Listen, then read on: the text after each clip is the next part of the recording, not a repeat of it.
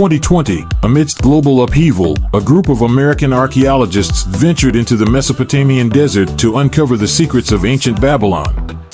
Led by Dr. William Foster, with experts like Dr. Emily Carter and Dr. Jonathan Pierce, the team hoped to unearth a lost temple or city buried beneath the sands. After enduring blazing heat, sandstorms, and dangerous conditions, their efforts led to an extraordinary discovery.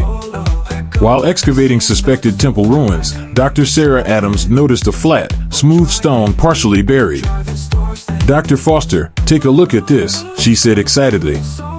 As the team cleared more sand, the stones revealed a rectangular outline, appearing to be the entrance to a structure sealed for centuries. "This isn't a temple floor," Dr. Carter said in awe. "I think we found something much older." Dr. Foster's whispered realization thrilled the team. "I think we found a tomb." Excavation began in earnest, but the desert seemed to resist their efforts. Dense sand and compacted earth made progress slow, while local workers whispered of curses and bad spirits. Dr. Foster reassured them, saying, "There's nothing to fear, we're uncovering history." Despite the challenges, the team pressed on, determined to unlock the mysteries of the ancient tomb. The workers grew increasingly wary as they neared what they believed to be the entrance of the tomb, where the sand seemed to harden, as if resisting their efforts. After days of arduous digging, they uncovered a massive stone door adorned with intricate, unfamiliar carvings. Dr. Emily Carter examined the symbols. "These don't match any known Babylonian scripts," she said, awestruck. Dr. Michael Torres impatiently asked, "How do we get it open?" Dr. Jonathan Pierce added, "There has to be a way. Doors like this don't just exist for no reason."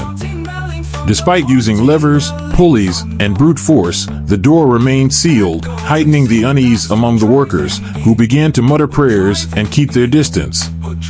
The archaeologists, however, persisted. Finally, Dr. Sarah Adams found a hidden indentation at the base of the door. "Here. I found something," she exclaimed. Using a makeshift lever, the team applied pressure, and the ancient door slowly opened. To their astonishment, a sweet aroma, reminiscent of incense, filled the air instead of the expected decay. "How is this possible?" Dr. Foster marveled. Proceeding cautiously, the team entered the vast tomb, its walls adorned with faded murals and carvings, the mystery of its contents deepening with each step. At the heart of the chamber, illuminated by lantern light, lay a large, ornate coffin, its blackened wood carved with faded depictions of battles and ceremonies. As the team approached, Dr. Jonathan Pierce whispered in awe, "This must be the resting place of a king." But who? The coffin, sealed with hardened resin, showed signs of age, its structure cracked and brittle. With care, the team pried open the lid, revealing a skeleton in perfect repose, draped in the tattered remnants of royal robes. However, their attention was drawn to the sword beside it, a long, curved blade faintly gleaming with age. "This must be the Blazefrost celestial sword," Dr. Emily Carter exclaimed. "The sword of King Ira." The realization stunned the archaeologists. They had found the tomb of Babylon's legendary warrior king. But their excitement turned to unease as the scent of incense grew cloying, the air grew heavy, and the temperature dropped. Dr. Sarah Adams whispered nervously, "Did it just get colder?" Suddenly, the ground rumbled, the walls pulsed with unseen energy, and the team froze in place, paralyzed by an overwhelming force. When the disturbance ceased, the tomb's eerie calm returned. Dr. Foster declared, "We need to document this and leave." The team had uncovered a legend, but awakened something far darker. As the archaeologists left the tomb, they couldn't help but wonder about the secrets still buried beneath Mesopotamia's sands, waiting to be discovered, or perhaps left undisturbed. Dr. William Foster stood at the edge of the excavation site at dawn, staring out over the vast desert. Despite the rising sun's warmth, a chill lingered in his bones, a feeling that had haunted him since opening the tomb. Restless after a night filled with unsettling dreams, he felt consumed by questions about Ira's tomb and the mysterious pull it exerted on him. "We're on the brink of something extraordinary," he told himself, determined to uncover the truth. Dr. Foster's fascination with the legendary King Ira, the Blazefrost celestial sword, and the stories of love and sacrifice had brought him to Mesopotamia. Now, standing at the site, he felt a profound connection to the king, as though the tomb called to him. Returning to the excavation, Dr. Emily Carter shared his unease. "There's something about this tomb that feels off," she admitted. Foster nodded but remained resolute. Ira's tomb could rewrite history. "We have to see this through." The team pressed on, their excitement tempered by an unshakable sense of foreboding, as they prepared to uncover more of the tomb's enigmatic secrets. The team gathered as Dr. Foster approached the tomb's entrance, the open door seeming to beckon him. Inside, the air grew colder, the scent of incense faint but persistent.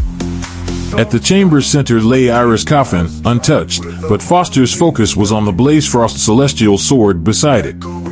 "This must be the sword of legend," Foster said softly, reverence in his voice. As he reached for the hilt, Dr. Michael Torres hesitated. "Are you sure that's a good idea?" he asked, concern etched in his tone. Foster, compelled by an unexplainable pull, gripped the sword. The moment his hand touched the icy metal, a shiver coursed through him. The temperature dropped further, the chill seeming to emanate from the blade itself. "It's cold," Foster whispered, his voice trembling as the numbness spread through his body. Dr. Sarah Adams asked, alarmed, "Are you all right?" But Foster couldn't let go. He felt the sword's history, centuries of sacrifice, tragedy, and power. The pain of King Ira and the weight of ancient battles pulsed through the blade, leaving Foster overwhelmed by vivid images of the past. "Let go," Dr. Emily Carter urged, breaking Foster's trance. Releasing the hilt, he felt the cold recede, though a lingering unease remained. Something in the tomb had stirred, waiting for centuries to awaken. As Dr. Foster steadied himself after touching the Blazefrost celestial sword, he admitted, "It's strange, this sword holds something I can't explain." Dr. Michael Torres, concerned, remarked, "You looked like you were in pain." Foster nodded. "I was, but it's more than that, it feels alive." The team exchanged uneasy glances. The tomb's coldness, lingering incense, and enigmatic carvings hinted at something beyond explanation. Despite the danger, the team continued documenting artifacts, but Foster's thoughts remained fixed on the sword. That night, as they gathered by the campfire, Dr. Sarah Adams asked, "Do you think it's really Ira's?" Foster, filled with conviction, replied, "I know it is. The carvings, the legends, it all fits. We found Ira's tomb." Dr. Emily Carter voiced her unease. "The sword, it felt like it was feeding off of you." Foster acknowledged the power but insisted, "This sword and Ira's fate are intertwined. This tomb holds secrets we're just beginning to uncover." The team resolved to proceed cautiously, aware of the risks yet unable to abandon their discovery. As Foster lay awake that night, haunted by dreams of Ira and icy whispers, he felt a deep connection to the king. The past had awakened, and Foster knew he couldn't turn back.